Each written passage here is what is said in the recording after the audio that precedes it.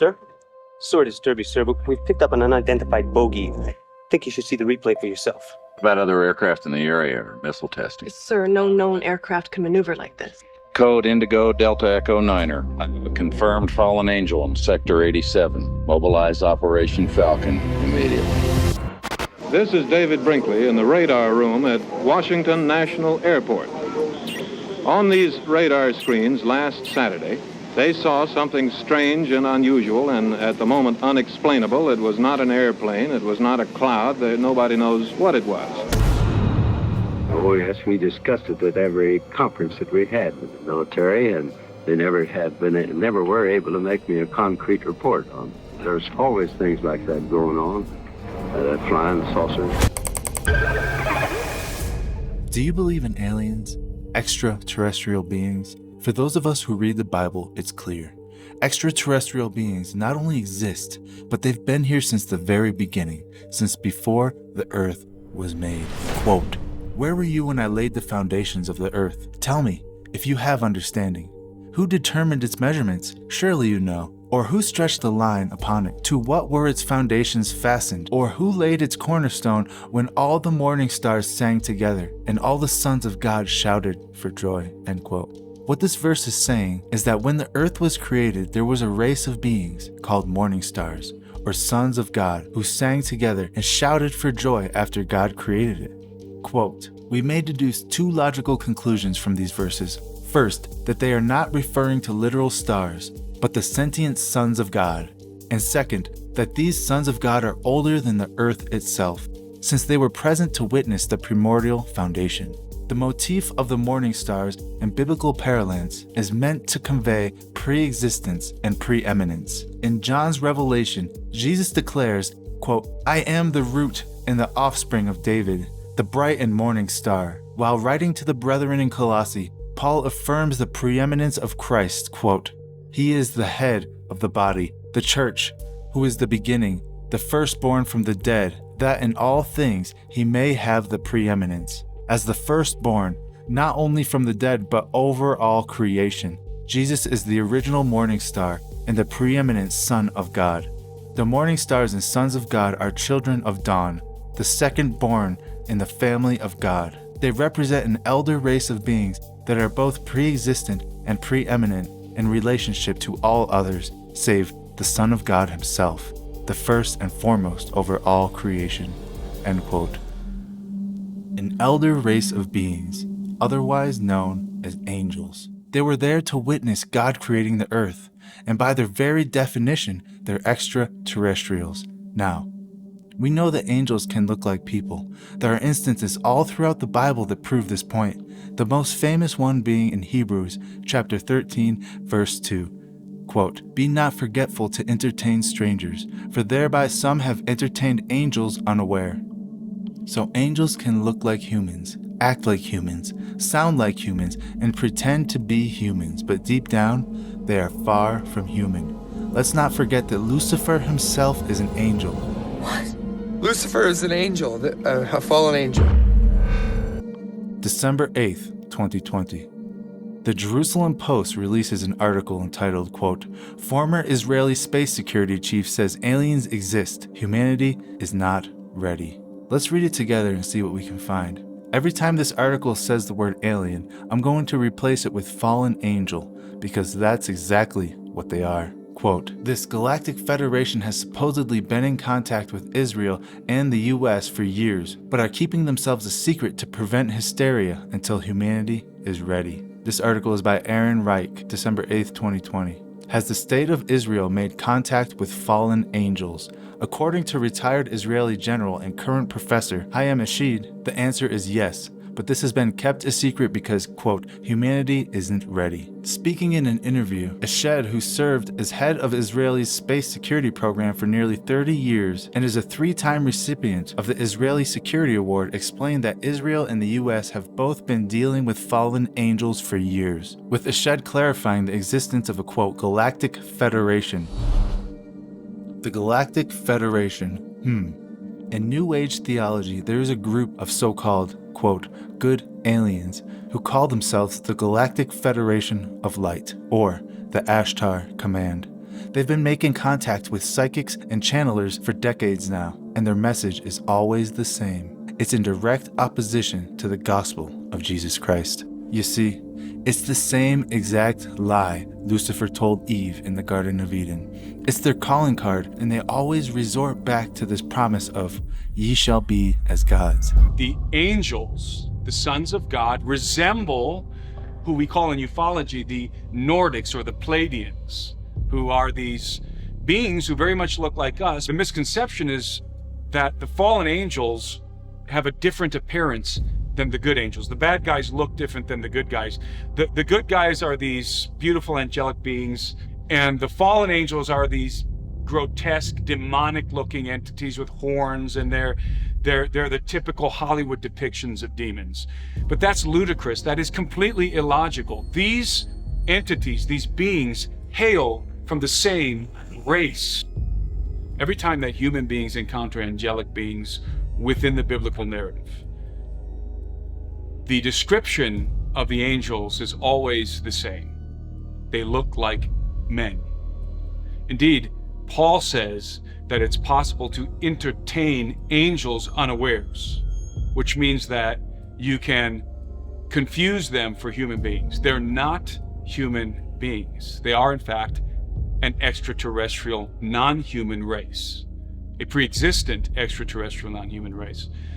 But they are also sons of God, just like Adam was a son of God. And so it makes sense, therefore, that all the sons in the family bear the same semblance. They look the same, and they resemble their father. And it is my contention that both mankind and the elder race, the human race and the elder race, bear the image of God. There is no scripture in the Bible anywhere that states that mankind is the exclusive bearer of God's image. Rather, it just says that we were made in the image and likeness of the Elohim. And so we look like them because they are our elder siblings. We are reproductively compatible with them. So we are very similar, even physiologically, although they are of a higher nature. And so then the question is, what do they look like? And I think the answer is apparent within the canonized text of Scripture. They look like us, but with some differences. And we know that there has to be some differences because Lot was able to recognize them when they were approaching the city of Sodom. Lot saw two angels approaching and instantly was able to recognize that these were sons of God, emissaries from the kingdom of heaven. Now, how could he have recognized these angels? Because they looked human enough to where they could pass through town and be taken as exotic human beings, but they had distinctive trademarks, hallmarks, that were calling cards that they were not human beings and that they were indeed angels. So there's two people or two subjects that are in your backyard? Correct, and they're very large. They're like 8 foot, 9 feet, 10 foot. I don't know. They look like aliens to us. Big eyes. They have big eyes, like I can't explain it. And big mouth. They're shiny eyes, and they're not human. They're 100% they're not human. Not human, get it? Something non-human, but intelligent. A non-terrestrial intelligence.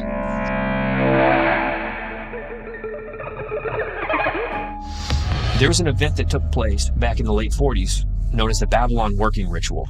Now, this was a ritual that was carried out by Jack Parsons, JPL. You know, people will even to this day say that JPL stands for Jack Parsons Laboratories, but on paper it's Jet Propulsion Laboratories. JPL is major. It's a historic, so much surrounding this, so much history here. Jack Parsons was not professionally trained, yet he was tapping into high technology and building rockets. How do you do that without any type of formal training? There were no rocket programs in America before Jack Parsons. This is paramount to understand. This guy was tapping into theosophy, thelema. Thelema, the religion of Aleister Crowley. He was a disciple of Aleister Crowley, and he was working with L. Ron Hubbard, who was the founder of Scientology. Interestingly, not only did L. Ron Hubbard start Scientology, but he was a science fiction writer. The movie Battlefield Earth with John Travolta, well, that was written by L. Ron Hubbard. Interestingly also, John Travolta is a Scientologist, right? Now, I mentioned this because this is a man who writes science fiction, yet he started a religion based on science fiction. There has to be something in there where he's getting these clues and these ideas. He's getting these from another realm. From that point, they ripped a hole open into space-time. And from that point afterwards, you had, regardless of what Parsons actually successfully completed during that with the Whore of Babylon and different things. After that, you had the Roswell incident, you had the Kenneth Arnold sightings, you had in 1953 there was the swarm of UFOs that flew over the White House. And so there's this unleashing of supernatural activity that took place after that ritual was performed. Babylon Working was successful according to Jack Parsons. Matter of fact, Parsons said in his Antichrist Manifesto that they were successful and that a child was conceived in that act, and that there was a spirit known as Hilarion. The Whore of Babylon was what they were trying to bring about. They believed what we believe, and that America was the final Babylon. Like, this was the revived Babylon. They believed it, and they were occultists. We're Christians and we believe it. There's evidence to back this up. But yes, let's backtrack just for a second. What happened was they opened up this portal, they created a rift, and entities began to come through. Not just this Whore of Babylon being birthed, but other entities, because people all over the place started having paranormal encounters, and they began to report this to law enforcement, report this to the FBI, report this to whatever agency they could get in touch with. And so the federal agencies said, we've got to come up with an answer for this. We were not prepared for any of this. There's UFO activity, there's talk of entities and demons and winged creatures and just all kinds of weird, just paranormal demonic activity following this ritual that Jack Parsons said finally worked. They did the ritual for a couple years. It finally worked, finally stuck. And that's what a scientist does. A scientist is going to work at something. He's going to work at that hypothesis until it's proven true or false. Despite their apparent success, the partnership between Parsons and Hubbard soon soured, with Hubbard absconding with a boat and funds they had invested together. Parsons would face further professional and personal setbacks before his untimely death in a laboratory explosion in 1952. The ritual also underscores the blurred boundaries between science, religion, and magic in the mid-20th century. Both Parsons and Hubbard, each influential in their respective fields, were deeply enmeshed in occult practices, reflecting a broader societal fascination with the unknown. It's delinquency. It's satanic. Some kind of ritual, satanic in nature, I don't know. Satanic ritual? Oh, all the time. Just as Parsons and Hubbard sought to channel otherworldly energies through their ritual, society at large became captivated by the notion of otherworldly visitors. Aleister Crowley, the foundational figure of Thelema and a significant influence on Parsons, once sketched a being he contacted during an earlier ritual named Lamb. The visage of Lamb bears an uncanny resemblance to modern depictions of grey aliens, with its oversized cranium and piercing almond-shaped eyes. Could magical rituals, like those of Crowley and later Parsons, serve as a bridge between dimensions or realities, possibly connecting to extraterrestrial realms? Government testing, paranormal activity, interdimensional communications, you name it. Perhaps Tabitha's summoning them to kill us all. An alien invasion? As we stand at the crossroads of science and spirit, perhaps we'll find that magic and mystery are, in fact, the very fabric of the cosmos. This is especially true for biblical theology. The book of Ephesians, chapter 6, verse 12, sums it up nicely. Quote, "For we wrestle not against flesh and blood, but against principalities, against powers, against the rulers of the darkness of this world, against spiritual wickedness in high places." This is exactly what L. Ron Hubbard and Jack Parsons were invoking that fateful night in the desert. This was something that we heard about, and then we investigated during research for the book Exo Vaticana, which ultimately led us to the top of Mount Graham in Arizona. We were curious why.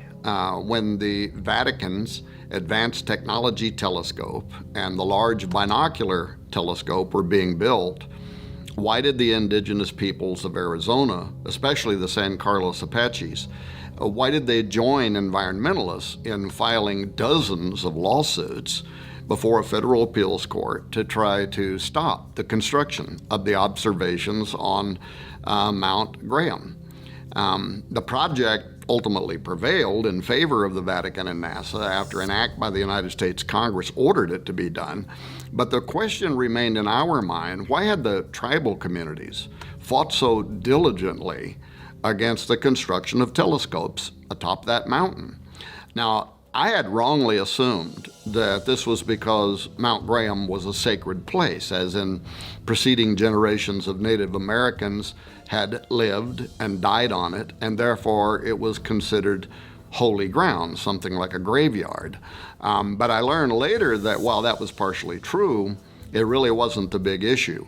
The real dispute surrounded how Mount Graham is considered one of the 4 holiest mountains in the world for the Apache and is considered sacred to all of the region's native peoples, and it is so because it is what we might call a stargate. In their mythos, a portal through which the star people have come since the dawn of time. And once we understood that fact, our suspicions as to why the Vatican and NASA had chosen that mountain in particular, even being willing to face a prolonged legal battle to build these telescopes on Mount Graham, including the largest binocular telescope in the world where the Lucifer device is kept, why would they have gone to all of that trouble? Why not just go to another mountain range and find basically the same height, the same environmental conditions? Why did it have to be that mountain?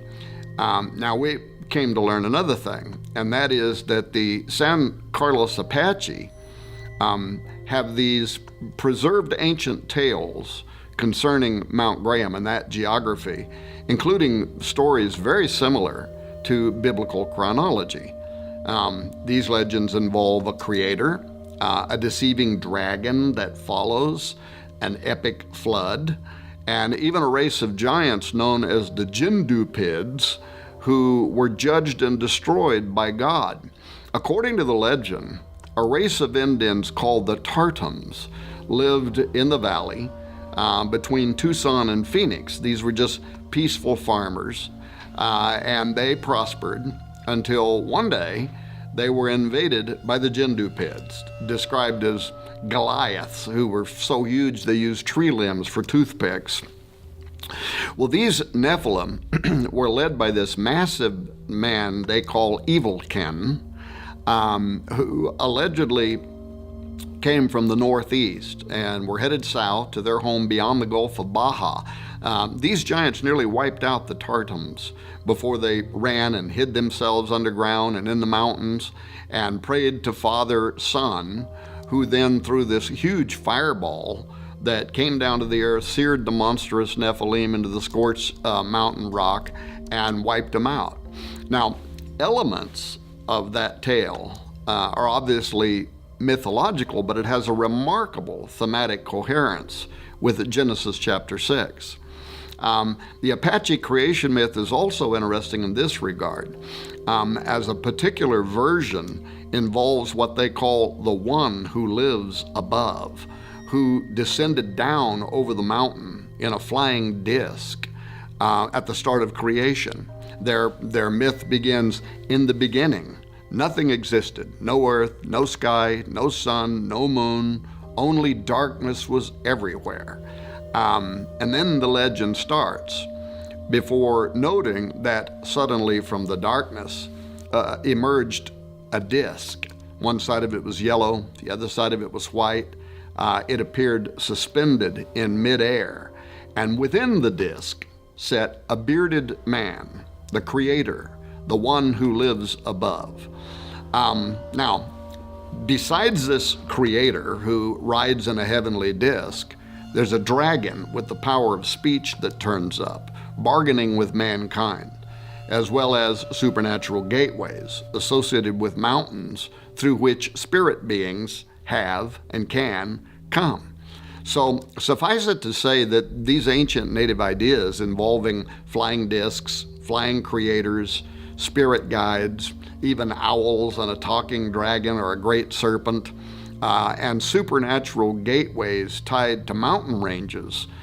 This is something that began long before the Vatican cast its eyes on Mount Graham.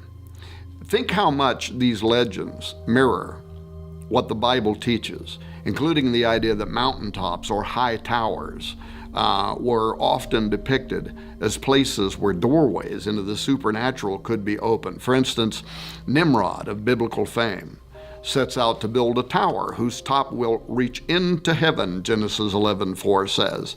This was the infamous Tower of Babel, and Nimrod was designing it so that the top of it would extend into Shamayim, heaven, the dwelling place of God.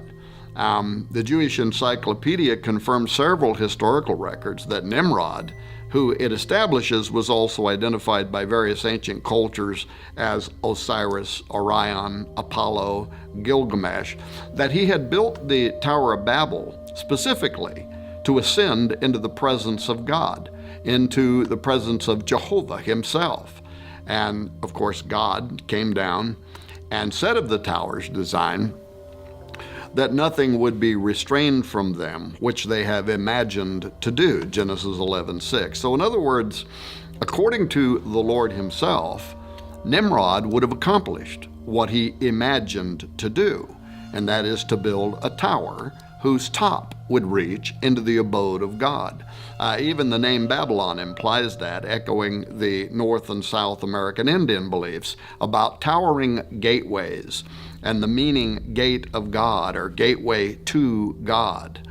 Now, that there could be sacred locations where those beings that can see into the supernatural realm could literally walk onto a high place and enter heaven is really not as far-fetched as it sounds. There are numerous records, including in the Bible, that appear to substantiate the idea that heaven can be attained on high towers or mountainous locations. So think about Moses meeting with God on Sinai, Jesus returning atop the Mount of Olives, the 200 watchers that descended in the days of Jared on the summit of Mount Hermon, and other examples, including Jacob's Ladder. Okay, well, Admiral Byrd has a nephew named Harvey Byrd. Harvey Byrd did the foreword for the book Stranger at the Pentagon, who happens to be about an alien named called Valiant Thor who came to Earth.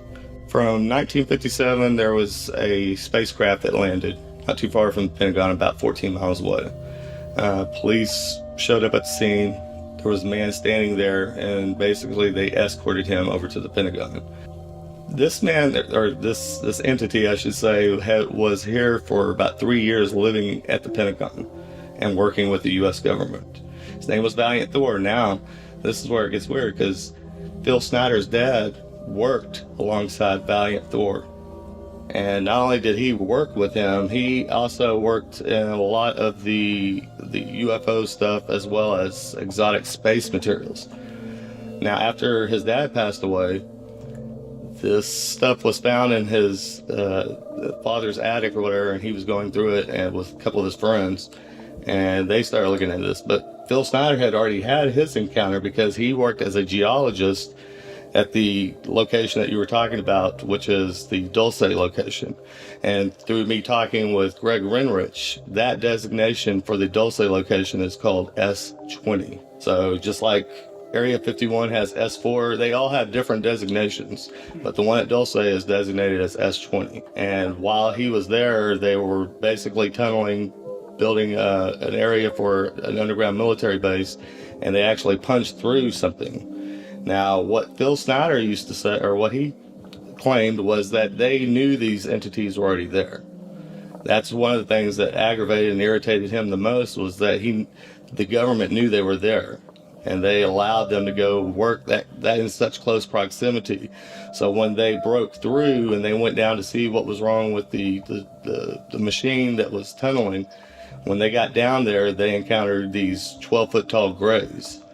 And Phil said as soon as they saw them, they unholstered the weapons and they began firing. And he said that one of the entities literally threw its hand up in front of his chest like this, and he said all I saw was a blue beam.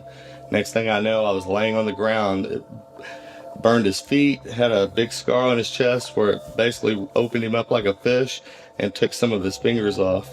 That was his encounter at the Dulce location. They know they're dealing with entities.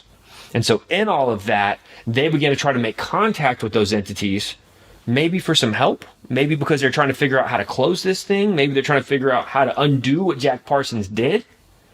So they go through satanic rituals to communicate, because that's the only method of communication that they know that works to contact these entities. In doing this, there's a small faction known as the Collins Elite. What kind of business are you in? We predict the future. The best way to predict the future is to invent it. The Collins Elite was a small group inside of this larger group that was originally created to get answers to all of this. But once they began to engage in satanic rituals and magic and alchemy, this group says, hey, you know what? This is not what we signed up for. This small group raises up. It's a faction. It's a counterpoint group, which means that they are no longer in agreement with the big group. They have a different opinion. They say, we have a Christian worldview. This goes against our Christian worldview. And so they see that entities are being channeled and communicated with, and now technology is being given through these rituals to these other members of the government. So the Collins Elite says, whoa, whoa, whoa, this is dangerous. You guys are really playing with fire here. We can't support this. We can't do this. And they came up with this idea that the aliens were going to take over, and that in order to protect our country from the aliens, from the entities, they believed that we needed to instate a forced theocracy based on the law of Moses. Because they thought if our country would go back under the law of Moses, that we would be untouchable from these entities. This group, this bigger group that was researching to get answers, they did not exist. Okay, this was what's known as a limited access program, or an LAP. A limited access program means that nobody in Congress has to know about this. The Collins Elite were a counterpoint group within different governmental organizations that were party to satanic ritual being used to make contact with these aliens or with these higher entities. And because of their Christian faith, they had the conviction. They saw this taking place and they're like, well, we don't need to be a part of this. This is what the Bible talks about, and the worship of demons and of other gods, and especially being, using blood sacrifice and different types of black magic to be able to accomplish it. So they saw that and they didn't want to be a part of it. They also were able to tie this back to what Jack Parsons and L. Ron Hubbard did in the desert in the late 40s. You've got literally just the group, and maybe a director knows about it. Nobody else. It's completely classified. It's top secret. It's under lock and key. But I want to mention something. One of the bombshells that we dropped was that there's a declassified federal document. Anyone watching this interview can go find this document. It's on the FBI vault. Document 6751. It's a document from the 40s. It was written by a prominent member of academia, and it was submitted to the FBI. In this document, they make a case that entities are not space aliens, but that they're interdimensional or extra-dimensional entities that are crossing over from a plane known as the ethereal plane. Now, we know, as researchers of the New Age movement, we know that is where the ascended masters are supposedly said to be on a high level. This ethereal plane is very popular, when you talk to people who astral project, people who channel, people who remote view, people who want to tap in or go on a trip, an ayahuasca trip, a DMT trip. Ayahuasca, different trips, DMT, that does allow you to cross over, or allows a person to cross over into those dimensions. Outside of that, the satanic ritual has proven to be the most effective, and from the research that we've done, the people that we've interviewed, that seems to be the constant. That's like it's a guarantee you're going to make contact if you do this. Now, the federal government had this document in the 40s, and language was used in this document that came right out of the playbook of Theosophy. Now, the guy that received this document, this is so crazy. The federal agent receives the document, and look, the FBI is constantly bombarded with phone calls and letters and emails, and they just can't deal with all of the propaganda from citizens. People make stuff up, and it's just it's nothing. It's crying wolf. So the FBI has to really be careful what they accept and what they don't. But this was back in the 40s. So the guy that receives the document, he recognizes that this information was received through paranormal means. As a matter of fact, the language used in the 40s was super normal. That's the old way of saying paranormal, super normal. So he says that all of this information was received through supernormal means, therefore we need to discount it. It's not valid information. Now that's the headline that he put, it's like a cover letter. If he really believed that, why did they classify the document? Why did they classify it and then forward it to all of these FBI prominent members at the highest level of security clearance? Why in the world would they classify it and lock it up if they didn't believe it? It wasn't until years later that they declassified document 6751. And I read this document and I'm thinking, okay, since the 40s, the federal government at the highest levels have known that these are not space aliens, that these are entities coming from another dimension. 3 very mysterious shiny lights have police and residents puzzled. This pilot who flew Barack Obama says UFOs are real and he's seen one firsthand. The triangular-shaped flashing object appears to be floating above the capital city. So this large disc, oh yeah, massive, it was following you. It was pacing us. Here's this giant red ball just above the clouds. Unbelievable. Oh, it was. 4 different species, at least, had been visiting this planet for thousands of years.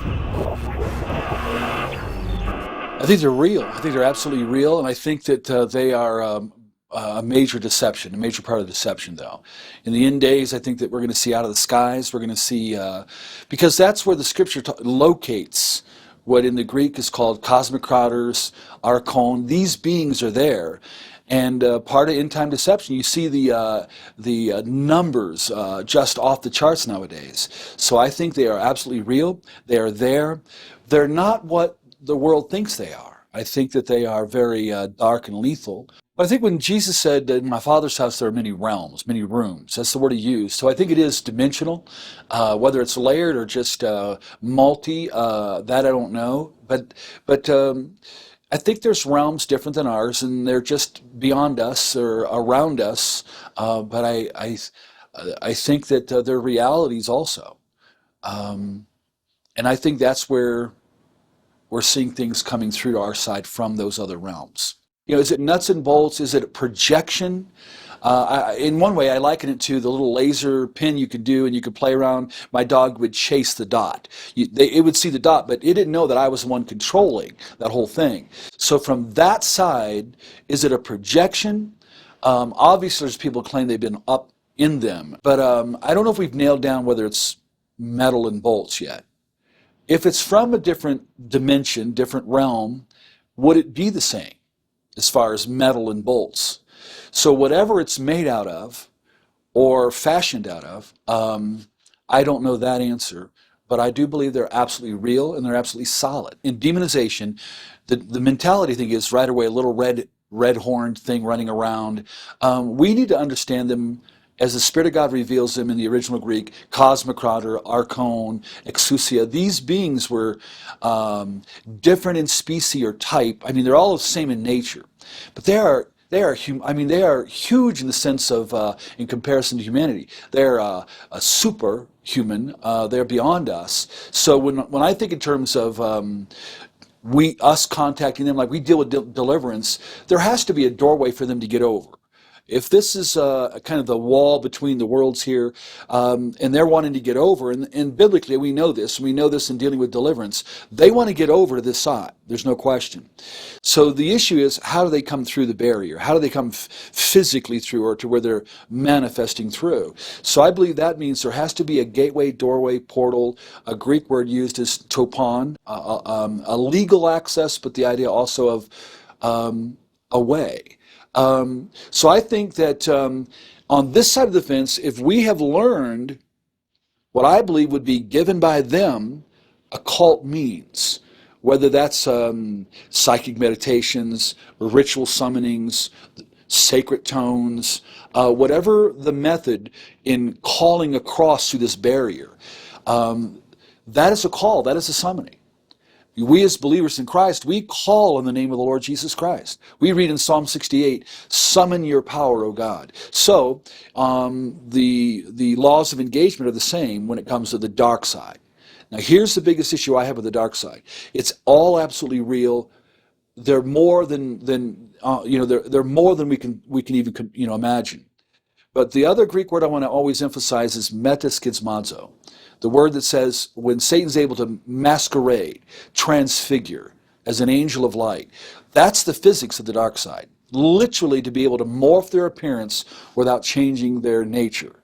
So whether they come through and show themselves as an ascended master, the Great White Brotherhood, the secret chiefs, an ancestor, or an alien, a Pleiadian, a Orion, however they come through, they are predatory, but can design how they will look in their coming through for the sake of our reception. But we can, through usually occult-oriented means, means that they would give us, had the tools to be able to call them to come over.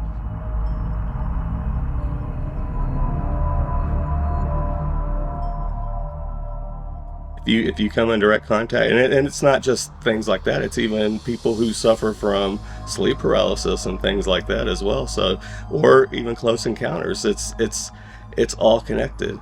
And the fact that this hitchhiker phenomenon, that it spreads like a virus, so it spreads throughout your family and your friends and co-workers, and it could spread out into the neighborhood.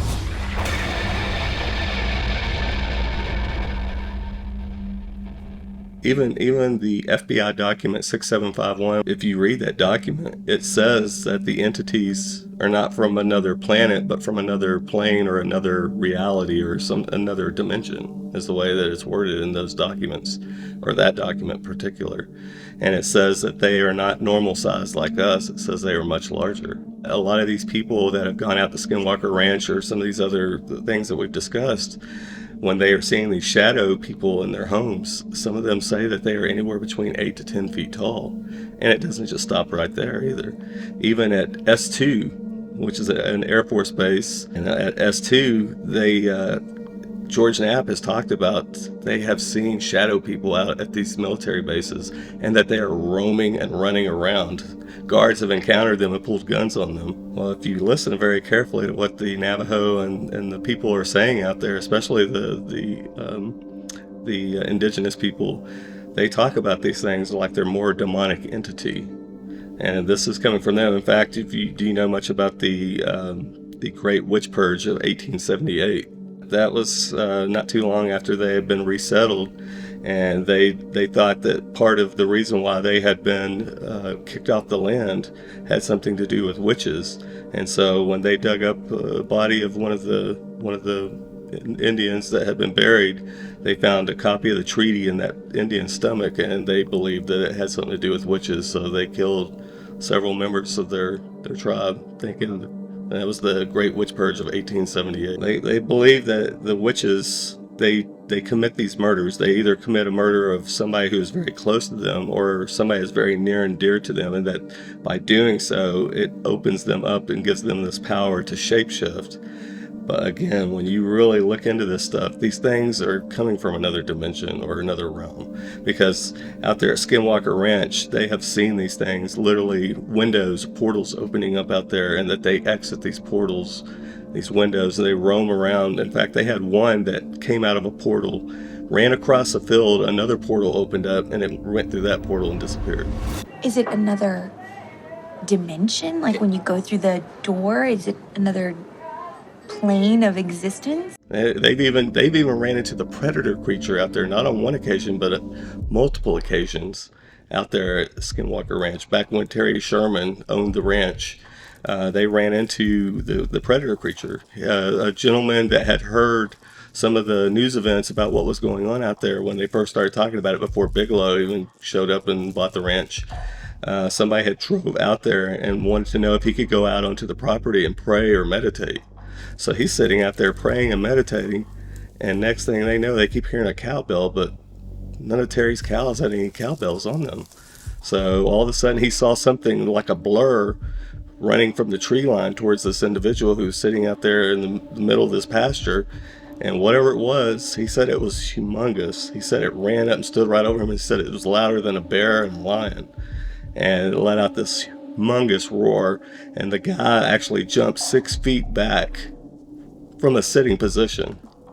And he was so petrified, he would not let go of them after they ran over and helped him back up. Finally, Terry had to tell him, he said, if you don't let go of me, I'm going to hit you. And he told him, he said, I'll let go of you, but you got to get me off this property. And he said, this property is cursed. He said, you're dealing with the devil. You ever dance with the devil by the pale moonlight? This has been going on for a very long time, because Franciscan monks who have been out there since 1776 have reported seeing 3 fireballs flying around in the sky out there. So this has been going on for a very long time. The Indians have known it even longer than that. And like I said, most of them, they won't even go near the ranch. And the ones that do, they usually take offerings or animal skins and they put them on the fence post to ward off the demonic spirits and keep them at bay. That's their words. Brandon Fugel, in an interview that he did with Sean Ryan, actually said that. And that's the thing, is that they don't even like talking about these entities. And it's not just that, but it's Wendigo. Any of these entities that you can name off, they do not like them being mentioned, because like they said, if you talk about them, it's invoking them and they will come looking for you. So this sounds more demonic than anything. Even Jacques Vallée and a lot of these researchers, especially like Nigel Kerner and all these other ufologists out there that really study this, they all akin the whole alien thing, that it's more demonic than it is something coming from another galaxy or another world. The Bible, what if it's connected? Do you think it's connected? Yeah, it's all absolutely connected. In fact, did you know that Kenneth Arnold and Jack Parsons were flying buddies? And Robert Goddard, who was another rocket engineer that was early pioneer in the rocket engineering, lived in Roswell, and he also knew both of these individuals. So you got that. So it's like you have the Kenneth Arnold sighting, and less than 2 weeks later you have the Roswell crash, and that these individuals all knew one another. The U.S. Air Force started investigating Jack Parsons because of when he worked for Howard Hughes, and he had taken classified documents out of the facility without permission. And so once they started investigating him, that's what led them into learning that him, L. Ron Hubbard, were understudies of Aleister Crowley, and that they had been doing this ritual called the Babalon Working between the years 1945 and 1946, and that supposedly they were successful in 1946. I believe that they actually did exactly what they set out to do, to bring about Babylon, the Whore of Babylon, and the Son of Perdition end times. In fact, it was Charles Race Tussle, who was the creator of Jehovah's Witnesses, who said that the end of the world would begin on October 14th, 1912? And that was the same day that Jack Parsons was born. Okay, that's freaky. Okay. Yeah. That's freaky, right? What are the odds of that? Well, not just the rituals that they were performing out there at his mansion that he lived at, but also whenever they would go out and they would do these rocket launches, he was performing rituals to the Greek god Pan and doing all sorts of things. So, I mean, this stuff, it gets really dark and really deep really quickly. In fact, the place that they would go out there and do these rocket tests was called Devil's Gate Dam. In fact, him and his Suicide Squad, another interesting term right there. And come to find out, the same Robert Goddard that we were talking about a while ago, that's where he did all his rocket experiments. It's the exact same location, Devil's Gate Dam. So, like I said, you're seeing coincidence after coincidence and just over and over overlap. It's all completely connected. In fact, looking into the hitchhiker effect, which is part of Skinwalker Ranch, that led me into the remote viewers. I found out, I thought they were the early pioneers of the hitchhiker effect, because Uri Geller, one of the researchers, was part of SRI and the early remote viewing program. When they were researching him and looking into his powers, all the scientists that were assigned to researching him started having the hitchhiker effect in their homes and their families. The branch of the CIA called MK Offen, and this branch, that was their thing, was that they got into the occult and esoteric, pretty much kind of like the Ahnenerbe was the Nazis' version. You know, they had several things like the Thule Society and Vril, but it was the Ahnenerbe who was really steeped in the occult, as well as the Vril. But yeah, MK Offen, I mean, they would infiltrate seances. They would send members into seances.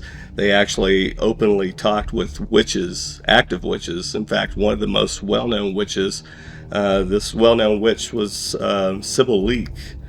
This lady, she was so well known that H.G. Wells, Lawrence of Arabia, and Aleister Crowley all used to visit her back when she was 9 years old. Her family was that connected. In fact, when MK Offen was dealing with her and approaching her, she would tell them where the most active covens were, all the different locations of witches and covens all around the world. I mean, you know that also, what was it, Crowley and several of his colleagues, they all worked with British intelligence. So that's another thing, is like a lot of these people that are steeped in the occult and witchcraft and things like that, and demonic and satanic rituals, also have a lot to do with spies and spy agencies, different governments, intelligence agencies. I mean, there was a lady at the beginning of the film that you hear her talking about that she witnessed satanic rituals going on out at military bases. And she said that a lot of the people that are mixed up in the naval intelligence, not all of them, but a lot of them, are mixed up with the OTO, the Ordo Templi Orientis. There was programming. They used military bases because they won't have any interference when they have someone on a military base. And a lot of my programming took place on military bases. I would like to talk about the fact that there are rituals done at the military bases also, and that rituals are not a cover. The people that do the mind control are involved, and rituals are very much a part of how they do things. For example, naval intelligence members or people that are in naval intelligence are usually very involved with Ordo Templi Orientis. And that doesn't mean that everyone in naval intelligence is involved in that. But naval intelligence is responsible for a lot of overseeing of ritual activity in this country. And they are responsible for a lot of this going on. There are other organizations, other agencies involved, but naval intelligence is very involved. Well, not just that, but I don't know if you've read the book about Laurel Canyon. Have you read any of that stuff and looked into it? Oh man, yeah, the whole hippie movement. And I touched a little bit on this because people like Timothy Leary, who was big on promoting LSD and things like that, this was all part of the CIA and their MK Ultra, as well as MK Offen and all that. In fact, this goes all the way back to Edgewood Arsenal. And they needed a giant pool of test subjects. So they were using the American public as guinea pigs so that they could see about tapping into powers, opening doors. And these kids thought that they were just doing this and that they were just tripping on acid and that they were having this experience, but they were opening doors to the demonic. Everything they've experienced has been a manifestation of the demonic. It's something demonic. About dark forces and demonic attacks. So just gotta ask, what's going on? What do you think's going on? I think that they've been dealing with they've been initiating satanic rituals at all levels of government, because they are trying to tap into these things. They want to make contact. It's no different than John Dee back when he was the person that worked for Queen Elizabeth. He was doing the exact same thing. He was tapping into the demonic and to get power, technology, and a lot of the things. That's the thing, is that these rituals also, they're able to control humanity. Do what most people think of as like MK Ultra, MK Ultra, things like this, where it's like mind brainwashing, things like that. But it's actually occult rituals, and it's not just the United States government; it's multiple governments. In fact, at the end of the film, or towards the end of the film, I have the footage where it shows the explosion of UFOs that takes place from 1947 leading up to 2012. And when you get done watching that, you see that the United States, as well as Australia and England or Europe, we're the most brightly lit places on the entire planet. Like something out of Lovecraft or Poe. I find it fascinating. Lovecraft fan, huh? And I suppose he was a friend of H.P. Lovecraft and you're pulling Cthulhu rank on me. H.P. Lovecraft and Aleister Crowley both, around the same time, encountered an entity. Crowley said that it referred to itself as Cthulhu, and it was H.P. Lovecraft who said it revealed itself to him as Cthulhu. But there was Kenneth Grant, who was the secretary of Thelema, who took over Thelema and OTO after Crowley died, and he wrote a 9-book series called the Typhonian series. And in the one book, he came out and said that Crowley misunderstood. He said that he had encountered the exact same entity that H.P. Lovecraft did. He just misunderstood, and that they were the same entity, and that it was actually Cthulhu. And Lovecraft, even Kenneth Grant, in his book Aleister Crowley and the Hidden God, he said that Lovecraft was dealing with things that he didn't fully understand. He had tapped into something, but he wasn't doing it through occult rituals. In fact, his father, I believed, was stricken with, I think his father actually went insane, if I remember correctly. And that, I don't know if these are generational curses or what, but I think at the same time Lovecraft was tapping into things that invoked a lot of this stuff. And what he was writing about these old ones, he was just talking about fallen angels and Nephilim spirits. And so that was the reason that Kenneth Grant came out and said that he had been snuffed out, because he was tapping into things but wasn't giving them the full credit that they deserved. And so that's why they took him out.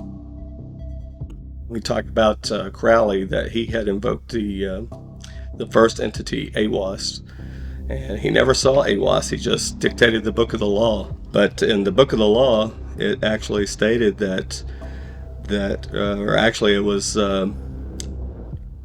Aleister Crowley was convinced that the Book of the Law was going to bring about the Son of Perdition, and eventually the end times was another thing.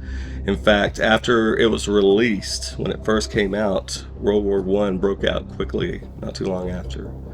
And then he decided to re-release the book right before World War II broke out.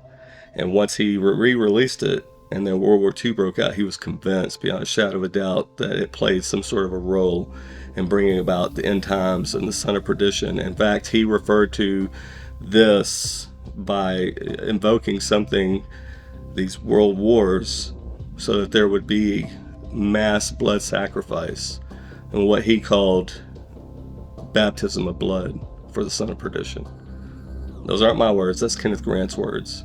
Well, Crowley never referred to them as alien or anything like. In fact, he didn't even refer to them as angels or demons. He just referred to them as Enochian entities, which is what John Dee used to refer to these individuals or these entities as. But yeah, when you look at the drawing that he did of Lamb, it totally looks like a gray alien. In fact, Stephen Greer, who does the CE5 research, so he does this. One of the things that they did out there in the desert where they were doing the CE5 a alien appeared flying over the group of people that was out there. And when you look at that photograph and put it right beside the drawing of Lamb, they're identical, completely identical.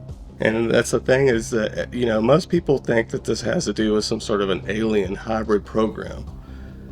It has nothing to do with that. They may be doing some of this stuff as far as like hybridization, but that's not what this is about. In fact, Nigel Kerner, one of the leading ufologists, he came out and said that him and John Mack, and who else was it? Whitley Strieber. They all three say that this has something to do with the human soul. They are trying to somehow implant themselves into the human soul. So you got to ask yourself, why are they so fascinated with the human soul? Sometimes something so bad happens that a terrible sadness is carried with it, and the soul can't rest. I believe that this is all antediluvian. You know, the whole, you know, nothing new under the sun. You know, people think of things like Star Trek and Star Wars. It's like they think they're looking to the future, but you're actually looking into the past. Whatever you could think of, it's already been done. And the whole thing about these craft, Bob Lazar was talking about the 9 craft for a long time. He's actually taken people like John Lear and Phil Schneider and all them have gone out there with him. They've seen the craft flying around. In fact, he got arrested, and they threatened his life, and that's why he ended up leaving the program. And he went public about it because he thought that they were going to kill him. Bob Lazar had already came out and said that, you know, one of the craft that they had found out there, and this was in the Joe Rogan podcast, but he told Joe Rogan that one of the craft that they had out there was actually found at an archaeological dig. So it wasn't just old, it was ancient. So when you think of things like Vimanas, and you hear stories about these craft that can fly from continent to continent, pole to pole, you know, that Admiral Byrd was talking about, it's like, this is not anything new. Now, David Rush, you know, that's a little more current. He's the whistleblower that came out and was talking about all these black budget programs, and that, you know, they had all these crafts all around the country at different locations, different facilities that they were trying to back engineer, and that's where we get a lot of the technology from. I mean, right after 1947, the Roswell crashed, and all of a sudden we had cell phones. I mean, the cell phone came out in 1947. Most people don't even know that. You know, the whole thing about the transistors and things like that, all this stuff was coming out right around 1947. 1947 was a pivotal year because of everything they were doing with the Babalon Working ritual, plus the Mount Rainier sighting, and then the Roswell crash not even 2 weeks later. But look at all the other things that were happening in 1947. You know, that Israel had already been agreed upon to become a state again, and that it was actually enacted in 1948, but yet it was agreed upon in 1947. Then you had the Dead Sea Scrolls that were found, and you just look at all the things that just kept happening in 1947. That was something was unlocked. Something was transpiring. I think that what they had actually set out to do about setting off and bringing about the end times and triggering it, I think they were successful. They've triggered a lot of events that will bring about the end of the world, that Jesus will come and return, and that, you know, God will pour out his wrath on the wicked and remove the wicked from the face of the earth. It's all part of their long game. They've been working on this since the beginning of time. It didn't work at the Tower of Babel. The Lord ended it quickly, you know, but here we are today. Where are we today, and what happened between then and now? Well, what we find out is that one of our contacts, Stan Deyo, who, by the way, Tom Horn gave us a great endorsement of Stan Deyo. Tom Horn, before his house burned down years ago, he had this big newspaper article from the UK. And standing on the cover with these other elite doctors and scientists, it's Stan Deyo. And they're giving him credit in the UK, public knowledge, that he's working on anti-gravity craft. Now, the film that we did called The Hollow Earth Chronicles, we did a whole segment in that film on Operation Highjump. This was a joint task force between the American government, the British government, and the Australian government, headed by the US and Admiral Byrd. They go down to Antarctica, and what turns into a UFO battle and their big plan got cut in half, and they had to come home early because we lost men, we lost ships. There's stories of UFOs coming up out of the water and just cutting ships in half with laser. I mean, just crazy stuff that you only see in movies. What's fascinating about this is that this was a joint task force with those same three governments that are now working together with Standeo, the British, the American, and the Australians working together on alien technology yet again, years after Operation Highjump happened. Standeo was working as a secret agent for the FBI in Australia inside of the deep underground military bases. And he said while he was in the program, he knew about the deal with Eisenhower. He knew in the program that President Eisenhower had made a deal with what they called alien entities. I believe that the evidence points to two events taking place, and these two events happened 1 year apart. The first one happened at Edwards Air Force Base, where Eisenhower disappears, and they call it a media blackout. It was kind of similar to when Hillary Clinton and President Obama disappeared and were at the Bilderberg meeting, but nobody knew where they were, and it was called the media blackout. People freaked out, right? Well, something similar happened here, where Eisenhower is no longer on radar, and they come back later and say, oh, well, he had a dental emergency, and so he had to go seek a private dental care. Now, that happened, and then a year later, we have the Holloman Air Force Base event. Now, the thing about the Holloman event was that people were there who witnessed it. Holloman is where they were out on the landing strip, and you had UFOs landing, meeting with him. Meeting took place with Eisenhower and others, and then those UFOs took off. Now, there were eyewitnesses who have come forward. I was just talking about this with Chad Riley because he found some videotapes from the 90s. This is before the internet was doing its thing. In the 90s, there were videos that were recorded, old VHS tapes of some of these disclosure type engagements. I don't know what you want to call it, but these are men that were there. They're decorated men from the government, and they're now speaking out that yes, UFOs were landing and taking off at Holloman Air Force Base, and I believe it was 1955. The Air Force insists it treats serious reports seriously. Chief Scientific Consultant of Project Blue Book is Professor J. Allen Hynek, head of the Dearborn Observatory at Northwestern University. He took on the assignment 18 years ago. He talked with Joseph Wershba of CBS Reports. Is it in the realm of possibility that there are spaceships someplace in this universe? Well, if you put it in the word, use the word possibility and not probability, then I would have to say, I think as any scientist would have to say, it is certainly possible, yes. But I think we must always distinguish between the two terms possible and probable. A thing may be scientifically possible, but the probability of its occurring may be extremely small, you see. To this time, there is no proof that I would consider valid scientific proof that we have been visited by spaceships. I would say the great majority are balloons, meteors, satellites, aircraft seen with the sun glinting off of them, and birds. And then you get into a host of minor things. But in general, you can say that the IFOs, the identified ones, have turned out to be generally quite usual things seen under unusual circumstances or surprising circumstances. It's a global thing. What it is, please don't ask me. I'm still puzzled. You might call me a study in puzzlement. But that among the tremendous noise or static or crud or whatever you want to call it of tremendous number of unreliable reports that are easily explained, there is this residue of most interesting cases that intrigue me in the same way that a good mystery story intrigues me, and I'd like to get the solution.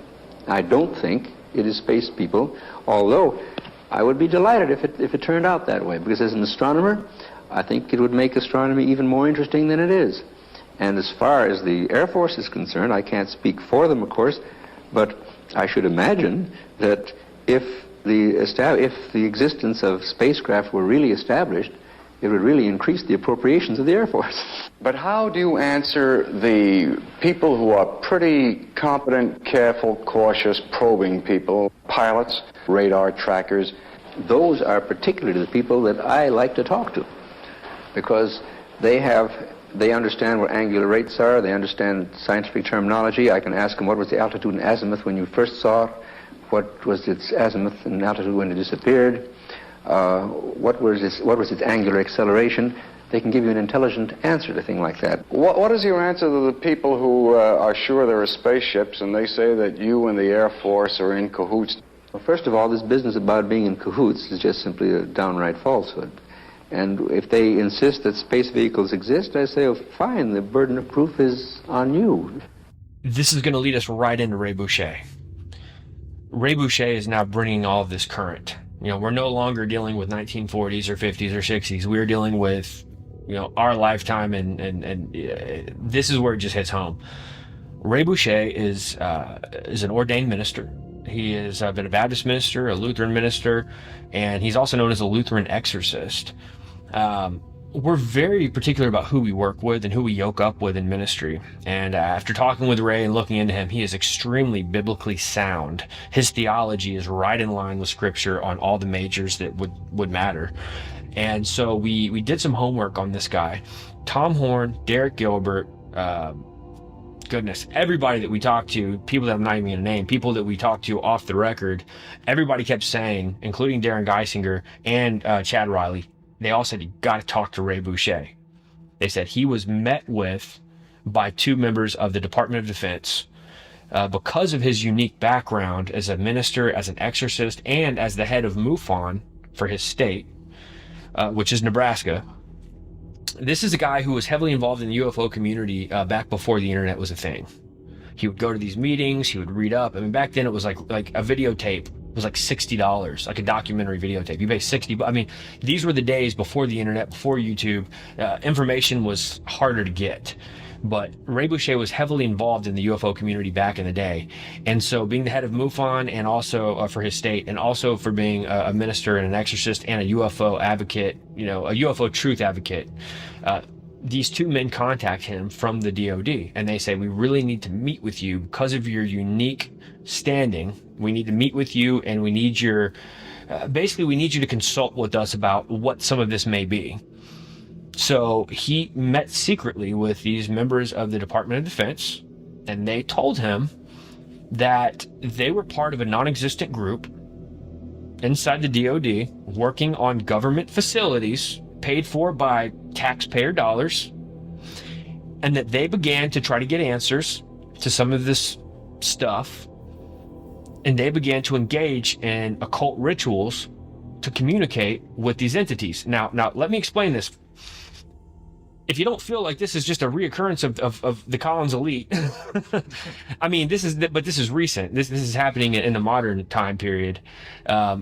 He says that their bigger group was engaging in what he called satanic rituals, and he even said that the DOD contacts hinted at human sacrifice being done on the taxpayer dollar behind closed doors on government facilities.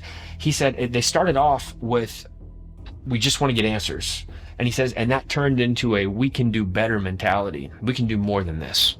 We can go above and beyond. This is the same story you see when you're watching movies about famous drug dealers. Oh, we can do better mentality. It starts off, they're just selling a little dope. And before you know it, they're a kingpin and they just want more and more and more. It's not that they need it anymore, but it's that we can do better mentality. We can't leave well enough alone, to quote Karate Kid.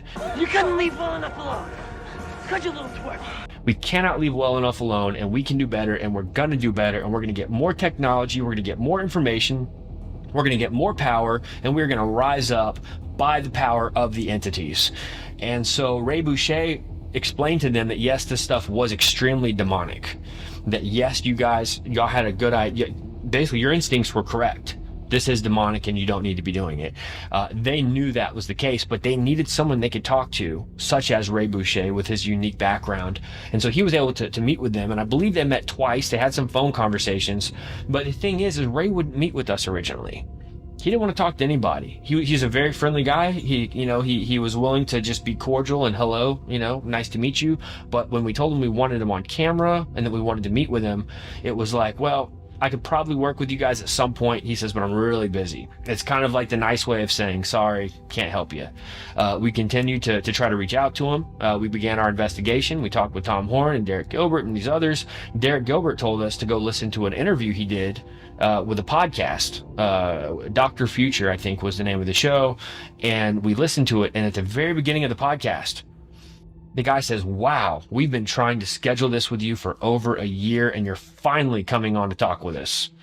So I imagine Ray Boeche is extremely careful. He's very standoffish. He wants to protect his family. He doesn't want to get involved in something he shouldn't be. And so I just kind of wrote it off that he's not going to meet with us. And we're probably going to have to just go ahead and end this project early. He finally comes through and says, okay, I'll do it. But I'm not going to tell you where we're going to meet or what time we're going to meet. He says, plan on coming down and getting a hotel in the big city close by. So we did. We went down. We got a hotel in the big city. And it was a big city, by the way. This city was booming and busy. I mean, crazy busy the whole time we were there. We didn't know until the morning of what time we were going to meet and the fact that he was going to come to us at our hotel room. That's how secretive he is. And just to add a little bit of mystery to the situation, shortly after we got done releasing this film, I get word that Ray Boeche has been diagnosed with some strange, rare kind of cancer. So I say that to ask people to be praying for him. One of the bonus nuggets that we released in Higher Entities was there was a guy who had very high security clearance. I believe it was a lieutenant colonel. I forget. Chad Riley knows it was his contact. It wasn't our contact. And by the way, let me just give a quick shout out to Chad Riley. He's the guy who fishes up these documents that nobody's ever heard of. Nice. Like, we are blessed to have people are like, how do you even get some of this information? Well, we've got a guy on our team named Chad Riley, and he has a skill to where he fishes up these rare documents from the FBI vault that nobody's ever heard of. And so it's a blessing to have him on board, and he's also our co-producer. So having Chad on board, because somebody's going to wonder, how did you find document 6751? It was downloaded. You can only download it, like, if you don't know how to find it, you got to download it in a thick packet called the UFO packet #1, which, by the way, is available on the FBI vault. The same FBI vault where they admitted that Hitler was alive in Argentina after World War II. People ask where we got that document that we showed in the Hollow Earth Chronicles. Well, we got it from the FBI. While I was doing an interview with Gon Shimura on Face Like the Sun YouTube channel, he goes to pull up the document. His IP address is blocked from accessing that document. He had to go in and change his settings live on the recording that we did. He had to change his browser settings just to access 6751. Now, I don't want to digress. This is so important. We're dealing with this idea of government agencies doing anything it takes to keep you from getting the Easter egg. Mm-hmm. That's what it is. They're trying to hide their Easter eggs. And so what happened here was Chad's contact, his name is Greg Renrich. He has the above top secret clearance, areas such as Groom Lake, Area 51, a list. Chad breaks down the whole list in Higher Entities. And so Chad was in contact with him through our other mutual contact, Kay Carswell, who's a dear friend of ours. Kay has become friends with Greg Renrich. They've interviewed him. I don't know if they've interviewed him publicly or just private, but he started to give Chad all this information that we were going to include in our film. And so the information was unbelievable, and I'll give that information away here in a second, but I want to just say he was supposed to be in our film. At some point, he just decides he's going to just fall off the face of the earth and back out. And so we're trying to get answers, like what's going on with Greg Renrich. I mean, he was a prime interview. We needed him. This guy has been down in the underground bases with the entities. See, Stan Deo didn't work directly with entities. His colleagues worked with the entities. Wow. So Stan's was hearsay, trustworthy hearsay, but he didn't work with the entities. This guy, Greg Renrich, worked in the base with entities that called themselves the Nephilim. They were 9-10 feet tall entities, and they told him that they were preparing for an intergalactic war with God and that they were going to win. They believed they were going to win.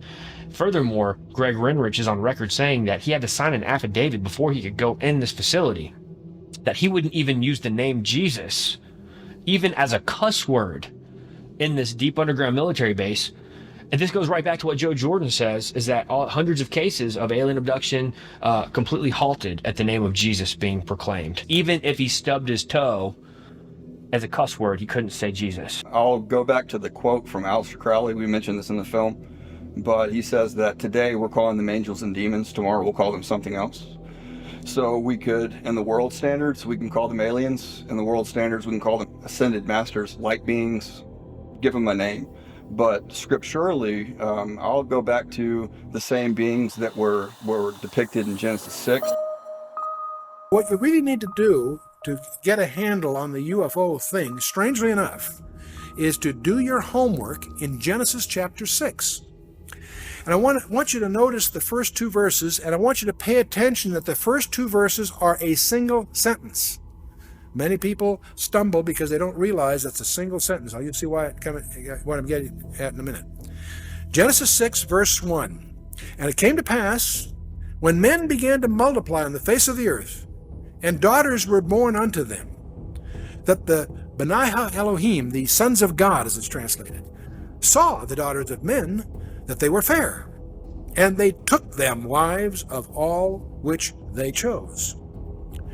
One verse. Now the question is, this strange phrase, sons of God, that can mean anything to us. Let's find out what the text really means, sons of God. What it is in the Hebrew is, remember, Hebrew goes from right to left, so if you're watching the slides here, remember all languages go towards Jerusalem.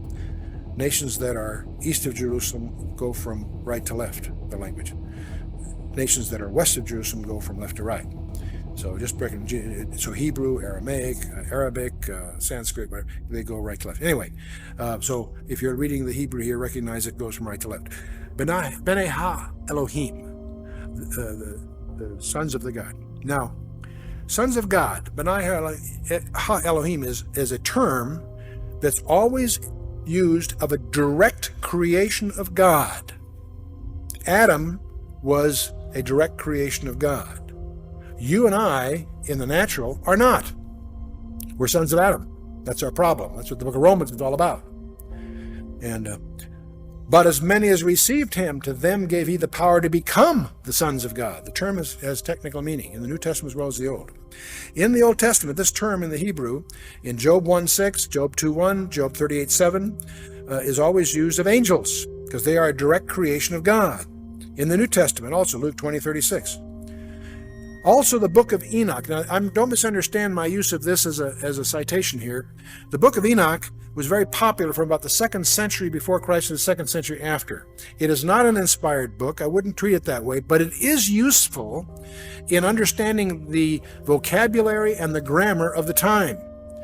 And clearly in the book of Enoch, this term is used there also to refer to angels, and it deals with it greatly. The Septuagint, and the Septuagint also makes it clear that we're dealing here with angels, as we think of them. Now in Genesis 6, it came to pass when men began to multiply on the face of the earth, and daughters were born unto them, that sons of God saw the daughters of men, that they were fair, and they took them wives of all whom they chose. The word sons of God, of course, is Benai Ha Elohim, sons of God, direct creation, term for angels. Saw the daughters of men. Now, by the way, what that really says in the Hebrew is Banath Adam, daughters of Adam. Now, when you get down to verse 4 of Genesis 6, it says there were Nephilim in the earth in those days, and also after that, when the sons of God came in unto the daughters of men, and they bare children to them, the same became the mighty men which were of old, men of renown. What this verse seems to indicate is that these Nephilim were offspring of a strange union. The sons of God, these are angels according to the Hebrew precision here. They came in unto the daughters of men, daughters of Adam, incidentally. This is not just Cain and Seth and any of that. This is the daughter. These are daughters of men, and they bear children to them.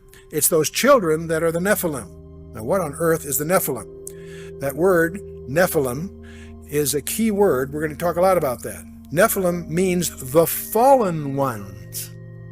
It comes from the verb nephal, which means to fall, be cast down, to fall away, to desert. That's what a Nephilim is, a deserter, in a sense. What the passage portrays, and it's very difficult for many people to absorb this, it portrays fallen angels. These are not the good guys. Remember when Satan fell, a third of the angels fell with him. Not all of them, but a group of them, apparently, and we'll talk more about this in a minute, chose to try to create a hybrid race by cohabiting. I don't know the technology. I'm not going to get into that. But they apparently were... See, angels can't multiply. Angels are eternal. Reproduction is a process for mortals. But at the same time, Satan's got a problem. A third of the angels fell with him, so he's got a deficiency of 2 to 1 in any war that comes up. Right? He's got to find a way to strengthen himself. This is just a conjecture that floats around. Now, the offspring are Nephilim. They're also called the Hagibarim, the mighty ones. And now, where the confusion starts to set in is when this Hebrew passage was translated into the Greek in the Septuagint, the word they used for the Nephilim was gigantes. It sounds like giants, and it turns out they were giants, but that's not what the word means. Gigantes comes from gigas, which means earthborn. So in the Hebrew, they're called the fallen ones. In the Greek, they're called the earthborn. And so let's keep that in mind. The fact that they were giants is like a pun. Yes, they were giants, but that's not what the word means. It carries a different meaning. Let's go on a little further in verse 9 of Genesis 6. It says, "These are the generations of Noah. Noah was a just man and perfect in his generations, and Noah walked with God." Terrific verse. We've all read it. But most of us may not pay attention to what that's really saying. These are the generations of Noah. Noah was a just man and perfect in his generations. What does that mean? Well, the word perfect in the Hebrew is tamim. What it means is without blemish, sound, healthful, without spot, unimpaired. What that verse seems to indicate is that Noah's genealogy was unblemished. Now, this comes on right after the verses that talk about these strange goings-on, where these fallen angels have created some weird form of hybrid, but Noah was unblemished in his generations, and that's one of the reasons that God chose Noah and his 3 sons and their 4 wives to start over again. The purpose of the flood was not just that there was sin in the land. There was, and that's emphasized. But if sin brings the flood, we better get some life jackets. No, there's something far deeper going on. That's what I want to sensitize you for when you do your own study and come to your own conclusions. But I want you to recognize there's something much more profound that God is a problem that God was solving, and that is that Satan's strategy was to contaminate the human race. When you get to the book of Jude, Jude makes an allusion to this very event in Jude verses 6 and 7. Jude is just one chapter. But in verses 6 and 7, Jude writes, "And the angels," and by the way, this is in the Greek, so it's not ambiguous, "and the angels which kept not their first estate, but left their own habitation, he hath reserved in everlasting chains under darkness unto the judgment of that great day, even as Sodom and Gomorrah, and the cities about them in like manner, giving themselves over to fornication and going after strange flesh, are set forth for an example, suffering the vengeance of eternal fire." Jude is talking about judgment on the bad guys. And he mentions among these things, these angels which sinned back in Genesis 6. These angels kept not their first estate, but left their own habitation, he hath reserved in everlasting chains. These angels that participated in Genesis 6 apparently are chained, awaiting a special judgment. We'll talk. Peter's going to talk about that in a minute. And Jude asks to add something else here. He makes a comparison between the sins of Sodom and Gomorrah and the sins of these angels, in that they were doing that which is unnatural. Even as Sodom and Gomorrah and the cities about them in like manner, giving themselves over to fornication and going after strange flesh, are set forth an example, suffering the vengeance of eternal fire. He's using that as an additional exemplar, lumping the angels with him. The angels went after strange flesh, so did Sodom and Gomorrah. They're both reserved for special judgment. You follow me? You can read it, check it out yourself. That's one confirmation. That's in Jude. Let's take a look at see, they left their own habitation. We're going to come back to that in a minute. And going after strange flesh is the allusion here. Let's turn to 2 Peter chapter 2, verses 4 and 5. 2 Peter, in Peter's second letter, he says, "For if God spared not the angels that sinned, but cast them down to Tartarus," it's translated hell in your English Bible, but the Greek word is Tartarus. It's the only place that word appears in the Bible. I'll come back to that. "If God spared not the angels that sinned, but cast them down to Tartarus, and delivered them into chains of darkness to be reserved unto judgment, and spared not the old world, but saved Noah," and he goes on. So Peter does a couple of things here. He again alludes to the angels that sinned. They're cast into Tartarus. I'll tell you more about that in a minute. And they're reserved for a final judgment. "And spared not the old world, but saved Noah." In other words, he ties that event, the days of Noah. So he not only confirms Genesis 6, but he also links it to the days of Noah. Okay. The word Tartarus deserves some comment. The problem with this word is it doesn't appear anywhere else in the Bible, but it does appear in Greek literature. It's the Greek term for the dark abode of woe. It is the pit of darkness in the unseen world. It shows up, for example, in Homer's Iliad, where Tartarus is as far below Hades as the earth is below heaven. So where's Tartarus? I don't know, and I don't want to find out. So Tartarus was a term for a deep, special. It was regarded as far below Hades as the earth is below heaven. So it's where these angels are chained until the final thing. Now, if you study classic Greek mythology, you run into the Titans. These creatures in the legends and the myths were partly terrestrial and partly celestial. They rebelled against their father Uranus, and after a prolonged contest were defeated by Zeus and condemned where? Into Tartarus. Do you see a parallel brewing here? I'm going to suggest to you that the legends of the ancient Greeks embody the truth of what really happened in the past, that there were these strange creatures generating hybrids that the Greek called Titans.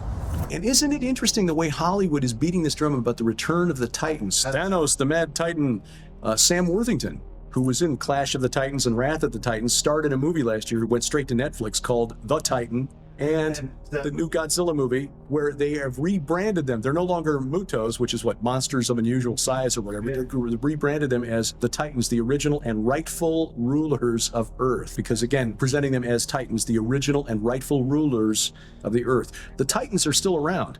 In fact, I argue in my book, Last Clash of the Titans, that they are somehow still influencing things on this Earth, even though they are currently chained in the abyss. Revelation 9 says they're going to get out for 5.5 months at the end. When the Nephilim return, and we understand that the Nephilim, the spirits of the Nephilim that were destroyed in the days of Noah, in the flood, were barred entrance into the afterlife, into the netherworld, into heaven, basically condemned to roam the earth. That was the belief of the early church. That was the belief of the Jews in the time of Jesus and through all, the Old Testament period.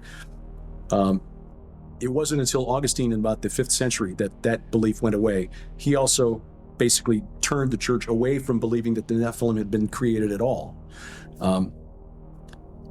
Ezekiel, though, saw it. And this is the thing. God bless people like L.A. Marzulli who've been, teaching this for a long time. He's right. The Nephilim are returning. Where I differ with L.A., and, I've got to give him credit, because without him and his book Nephilim, which was a novel that got me down this path, I wouldn't be here right now. But I think Ezekiel 39 is a clue, but you got to understand the worldview of the prophets to understand what Ezekiel was writing. In Ezekiel 39, he's writing about the culmination of the war of Gog and Magog, and Gog was the Old Testament Antichrist figure, okay? He is the figure that John in the book of Revelation calls the Antichrist. That is the same war that culminates with the Battle of Armageddon, which is fought for the Har Moed, God's Mount of Assembly, which is Zion, the Temple Mount in Jerusalem. Ezekiel says, God said that he will prepare a place in Israel for burial of Magog, the forces of Magog. The Valley of the Travelers east of the sea refers to east of the Dead Sea, and It will block the travelers. The key is understanding that travelers in the Old Testament concept, the Old Testament world, were spirits that would travel or cross over from one plane of existence to another. In other words, the realm of the dead to the land of the living. And the places where he identifies east of the Dead Sea are places that during the Exodus, the stations of the Exodus, refer to a couple of places that are named for these interactions with the spirit realm. One of the stops in the Exodus, one of the stations of the Exodus is called Ovoth, which means spirits of the dead. It's based on a root word Ov, which means medium. The medium of Endor that Saul went to see was the Ov of Endor. In fact, one of the giants killed by David's men, Ishbi, they condense the word. Ishbi Benab is how it looks to us in English. Ishbi Ben Ov. Ishbi, son of the necromancer, son of the medium. And he was of the descendants of the Rapha, the sons of the Rephaim. The Rephaim were these spirits that the Amorites, the Canaanites, believed were the spirits of the mighty men who were of old, the ancestors of their kings. They were called in Canaanite texts, called by scholars the Rephaim texts, written about the time of the Judges, where these Rephaim were summoned through necromancy rituals to the tabernacle of El, Mount Hermon, where El, they believed, would speak words of revivification to resurrect these spirits that were called warriors of Baal. And in these texts, they're described as warriors. They mount their chariots and they travel first one day and then another. And at dawn of the third day, they arrive to be resurrected.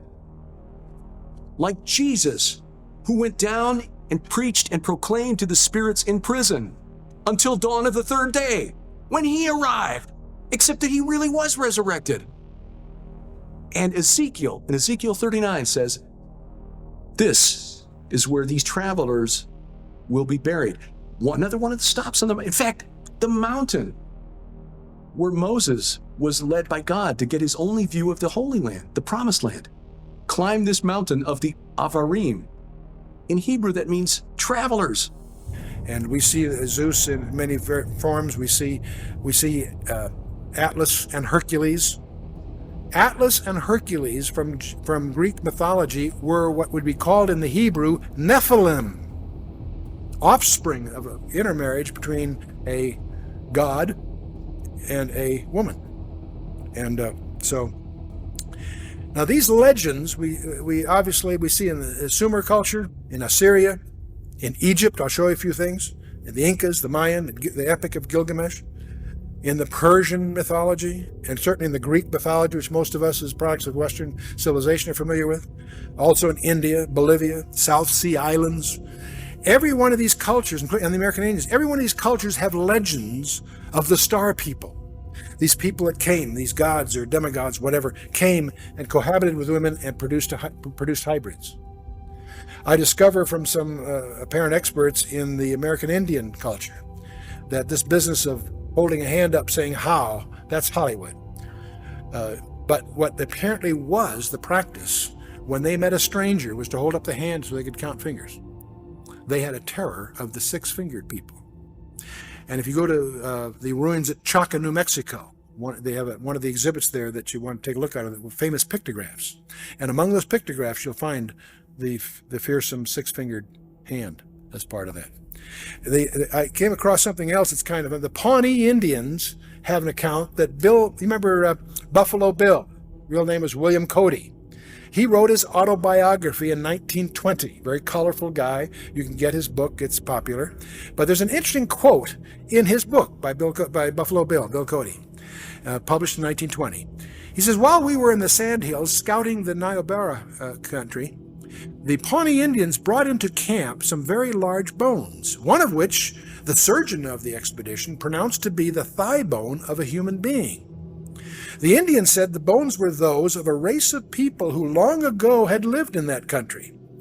They said these people were 3 times the size of a man of the present day, and they were so swift and strong that they could run by the side of a buffalo and, taking the animal in one arm, could tear off a leg and eat it as they ran. I don't know what to make of that. It's in his autobiography. It's published in 1920. I don't think he was worried about UFOs and stuff, but it is a interesting allusion to the Indian legends. In the early country, Ashur, they always speak of the flying god of Ashur. In this diagram you see in many of the ancient monuments of a man with a bow, like Nimrod perhaps, and the wings. And you see this on the monuments. Here's an example of them. As you go through Egypt, this is a snapshot in one of the tombs of, I think it's Ramesses II, but you see in all of them. You'll notice on the headers of these passages, again you see a flying disc again and again and again as you go through Egypt. You look at the headers on many of these monuments. You look up there and you always see the flying disc, sometimes with a snake involved. And you see it again and again and again. Sometimes you see a person involved with these, and you even find the disc being transported from place to place. So this seems to be something more than simply a symbol of some icon that they're worshiping. The point I want to get across, it startled me to realize that this is not simply a study in Old Testament ancient history. It is essential to understand, if you're going to understand your Bible, understand prophecy. You need to understand there were Nephilim after the flood. In Genesis 4 it says there were Nephilim in those days and also after that. It even hints at it right there. In Genesis 14 and 15, we discover there are 4 tribes at least, the Rephaim, the Emim, the Hurim, and the Zamzumim, that Joshua was instructed to wipe out every man, woman, and child. Boy, that sounds like genocide. It was, because we had the same thing, not a flood this time, it was a local situation. And Arba, Anak, and his 7 sons, the Anakim, are talked about not just in the Bible, but also in Egypt, by the way. They were encountered in Canaan, Numbers 13:33, when the 12 spies went. When they came back, Joshua and Caleb had the good report. The other 10 guys said, hey, there's Nephilim in the land. That's the word they used. They were giants. We are like grasshoppers in their sight. That's not an exaggeration. They had reason to be terrified. Obviously, Joshua and Caleb had faith in God. We're, God's on our side, let's go. But and it's easy to disparage the other 10 guys. You need to understand they had, on the one hand, some reason to be cautious. In Deuteronomy 3 and Joshua 12, we encounter Og, the king of Bashan. He's the king of the giants, the Rephaim. Goliath, remember, he had 4 brothers. That's why David picked up 5 stones when he crossed the brook. Why? He was ready for all 5 of those guys. By the way, what does the Golan Heights, Hebron, and the Gaza Strip have in common? They're in the news day all the time, right? These are the areas that Joshua failed to exterminate the Rephaim. The word Rephaim means the dead, the walking dead. Isaiah 26:14 says they cannot be resurrected. These are strange creatures. And it's interesting, if you study the strongholds that they failed to defeat, you'll notice that those same regions are the territories, the so-called West Bank, that are in dispute today. I think that's fascinating. Not Joshua, but his descendants failed to deal with these issues, and they plague them to this very day. The Golan was called Bashan, and it's just when Jesus is hanging on the cross in Psalm 22, verse 12, he says a strange thing. He says, many bulls have compassed me, strong bulls of Bashan have beset me round. I have no idea what that means, but I suspect he's not talking about cattle. I think he's talking about some kind of demon oppression that's involved. I think it's an allusion to the Rephaim. Let's talk a little bit about the nature of angels, because that's really at the root of this problem. You notice we learn a lot about angels by looking at the Bible. They always appear in human form. They look human. In fact, many people entertain them unawares, we find out. And at the resurrection and at the ascension, there's always a pair of angels. And they're like men. They look like men standing there. They spoke. They took men by the hand. They ate meals with them. They're capable of direct physical combat. The Passover in Egypt was by a death angel. In the book of 2 Kings, slaughter of the 185,000 Syrians. One angel after night slaughters 185,000 Syrians. You don't mess around with angels. Now, and they don't marry in heaven. Now that That's a phrase. By the way, I'm making a contrast here with the demons of the New Testament are not like this. They apparently are powerless except to the extent they can embody some person. They're not like angels. Don't distinguish between fallen angels, the bad guys, and the demons. The demons apparently are disembodied spirits looking for embodiment. The angels don't have that problem. They apparently can materialize it. All the way through the scripture we see them that way. We do know they don't marry. Because the question everybody has is, can angels have sex? The scripture says no. No, it doesn't say that. Jesus says, for in the resurrection they neither marry nor are given in marriage, but are as the angels of God. He's talking about that in a resurrection bodies we don't have sex because we're immortal. There is no procreation. There is no reproduction issue. And angels, he's talking here about the angels of God in heaven. I would not speculate on the technologies available to an angel who falls. And that's what we're really dealing with here. Now, there's a strange word that gets overlooked by the scholars in general, and I've participated in some translation issues on this very issue. There's a word called occult-history, and it refers to the body as the dwelling place for the spirit. It only occurs twice in the scripture, and it's very interesting where it does. It occurs in Jude 6, and it's the word that describes what the fallen angels disrobed from. And in 2 Corinthians 5:2, it speaks of, it alludes to the heavenly body that you and I as believers aspire to be clothed in. Same word, occult-history. I think it's a technical term that's overlooked by the scholars. In Jude 6 and 7, it says, when the angels which kept not their first estate left their own habitation, that word habitation is occult-history. They disrobed from the body that they were given to indulge in this mischief in Genesis 6. The angels which kept not their first estate, but left their own habitation, he hath reserved in everlasting chains under darkness in the judgment of that great day. Even as Sodom and Gomorrah, and so we went through that before. The word is occult-history. In 2 Corinthians 5, 1 and 2, Paul tells the Corinthians, for we know that if our earthly house of this tabernacle were dissolved, we have a building of God, a house not made with hands, eternal in the heavens. And for this we groan, earnestly desiring to be clothed upon with our house which is from heaven. The word translated house is occult-history. That which those angels abandoned is what we aspire to, that kind of a habit, if you will. Occult-history again. Well, let's move on. The coming to cosmic deception. What's the biggest lie of all? You know, it's interesting. This all started back in Genesis 3. When God declared war on Satan, he says, I will put enmity between thee and the woman, and between thy seed and her seed, and he shall bruise thy head, and thou shalt bruise his heel. And from this verse, we get one of the messianic titles of Christ, the seed of the woman. What many people overlook, there's two seeds mentioned here. The other seed is the seed of the serpent. And so we have the seed of the woman and the seed of the serpent. And the seed of the serpent, we find all kinds of idioms, the red dragon in Revelation 12, the coming world leader, as I sometimes call him, the false prophet in Revelation 13. These forces are still at work and behind the world powers today. Check out Daniel 10 and really understand what's going on there. All of us have studied Daniel 2 and the sequence of nations, or empires, I should say, that were re-echoed in Daniel 7, the winged lion, bear on one side, the leopard, the terrible beast, the 10 heads. Again, Babylon, Persia, Greece, Rome 1 and 2. We've been through that in our prophetic studies, and most people recognize the iron mixed with clay is the Roman Empire. Don't confuse that with Western Europe. The Roman Empire, part 1 and part 2. Well, we live in a world, what's going on in this world? There's a new world order. A world without borders is the concept. The end of the independent nation state. Multiculturalism is in. Check your faith at the door. We're going to all compromise. And this is all heading for a centralized socialistic government. And there are a couple of forcing functions. Every freedom-loving person considers this an anathema, except the problem is there's no way to avoid it. Nuclear proliferation is part of it. We're on the threshold right now of nuclear war because of this very issue. But there's another forcing function that nobody talks about.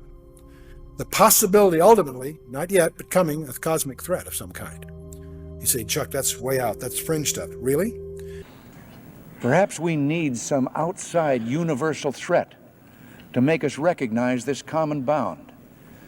I occasionally think how quickly our differences worldwide would vanish if we were facing an alien threat from outside this world.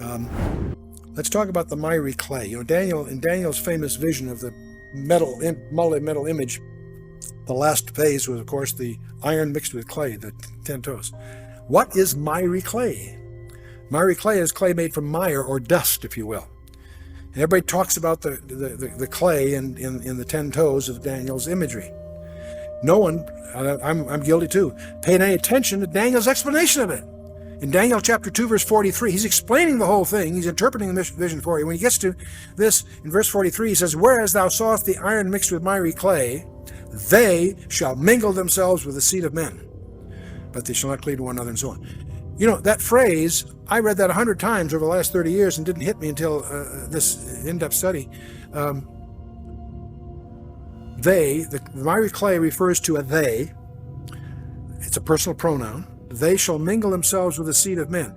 In order to mingle themselves with the seed of men, they have to be something other than the seed of men, or it makes no grammatical or logical sense.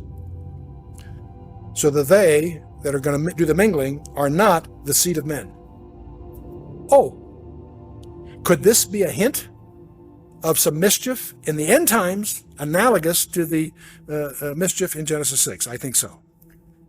They shall mingle themselves with the seed of men. Boy, there it stares. Anyway, but the coming great deception, Jesus opens and closes his Matthew 24 thing. He says, "There shall arise false Christs and false prophets, and shall show great signs and wonders, insomuch that if it were possible, they should deceive the very elect." What's going to protect you? Your intellectual background? Your knowledge of physics? No way. No way. If it were possible, they would deceive the very elect. The only thing that can save you from this deception is your spiritual condition by being in Christ.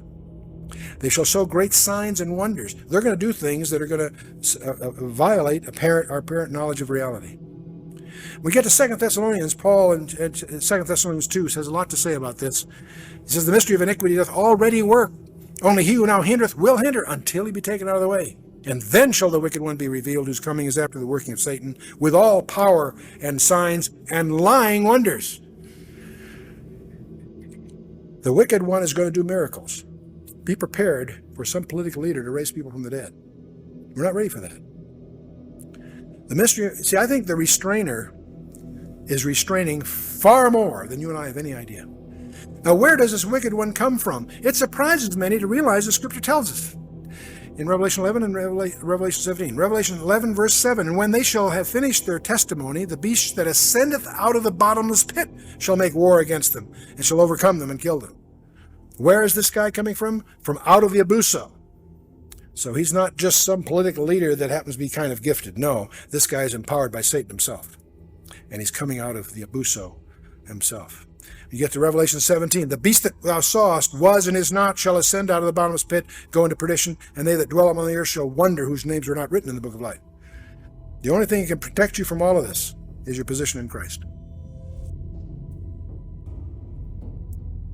2 Thessalonians goes on, "And because they received not the love of the truth that they might be saved, for this cause God shall send them strong delusion that they should believe the lie."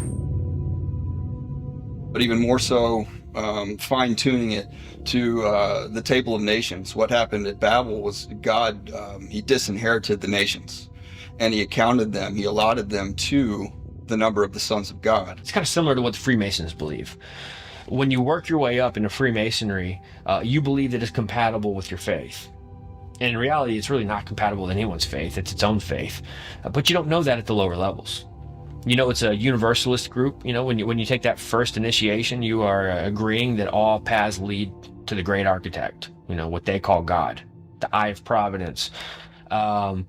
As you work your way up, I think it's the 28th degree, somewhere between the 28th and the 30th, if I remember correctly. I just had this conversation the other night with my buddy Brett, and you have this understanding that the Bible is good and it's the Word of God, but when you get to the 28th to the 30th degree, you find out that the role gets reversed, and that Lucifer was actually the underdog. He was the good God that really did all the good creation, that really did. He had the best, he had basically our best interest at heart. It's Gnosticism, and so Jesus, they believe, is the enemy. Yahweh is the enemy, that it's a reversal role, that the Bible, and this is part of the coded language that they use, is that you don't find this out until you're higher up. So It's like the reversing of roles. So even though Jesus has already died on the cross, he shed his blood on Calvary, and there's some really interesting things about his blood possibly going down to the Ark of the Covenant.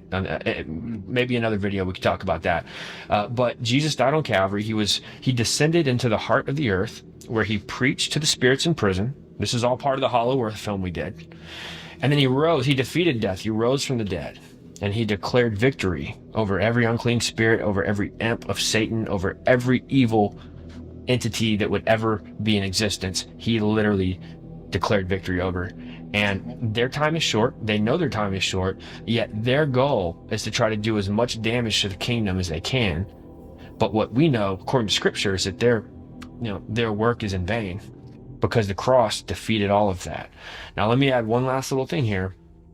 Greg Renrich was out walking on his ranch, or his farm, his property, with his wife. And all of a sudden, they get this thing on the back of their neck, and they're kind of, wiping it. You ever, smash a bug or something, and you kind of do one of these? So they get a slimy residue on the back of their neck. Well, it doesn't affect him the same way it affects his wife. And this is their property. This isn't like they're out in some random wooded lot. This is their land. They get back. They've already had a horrible history ever since he started speaking out about his testimony, because he's a Christian, to the best of my knowledge.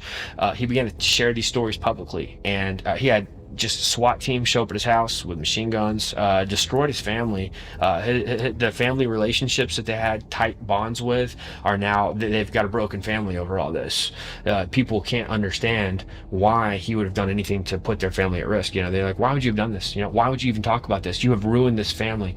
And so he doesn't even have good relationships with all of his family anymore, because of the high up non-existent government SWAT teams that are coming out to force him into submission. Anyway, that happened previously. Now, fast forward, they're walking on their land, and they get this slimy residue on the back of their neck. And so they get back home, and the wife is ill. I mean, it acted fast. So ill. Chad gave us an update. Chad contacted him, and we filmed the update in the film because we were waiting on him. We were kind of tracking along. He's not going to come on the film. His wife's not doing well. Matter of fact, Chad said in the film that he didn't know if his wife was actually going to make it through all of this. And it reminded me of the late J.C. Johnson, who was a friend of mine. He was a cryptozoologist, and he would take people on guided tours in the Four Corners area, where he would show people where these animals would show up. Like he says that they've seen pterodactyls. He says they've seen all kinds of crazy, what we could only call a hybrid or a prehistoric type. We're told that there's portals in the Four Corners where these things cross over, and the Indians don't want to go near it. And these wild animals, what we would call animals, they're these weird things that are coming through the portals. So J.C. Johnson would go out there with his, he'd take a security team with machine guns, like mercenary style, and they would give guided tours out there. People that wanted to go see this for themselves. And it was several times he would send me photos from their action cameras where they would pick up what looks like gray aliens in the bushes. Anyway, I'm bringing all this up because J.C. Johnson told me that he had friends that went down to Dulce to research. He said that they were getting a little too close to the fire. They got done doing their homework. They go back to their car. Well, what they didn't know is that before they got back to their car, there were men in black, these men in the shadows, that came and dusted some type of a biological weapon known as a transdermal on the handles of their car. So all they had to do was touch the handle. You touch it, it is now transdermal. It's going into your bloodstream immediately. And they become either really, really ill to the point where the rest of their life is spent in a bed, or they die. That's what I was reminded of when Greg Renrich, passed on the message that his wife was ill and that they had found some type of a slime on the back of their necks. Enter the target without perception. Without perception. Without perception.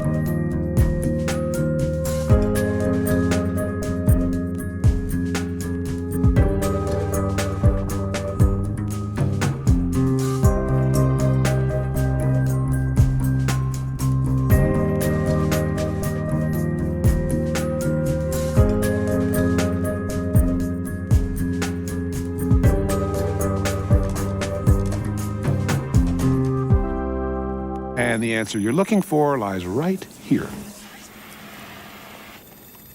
I am just a figment of your imagination.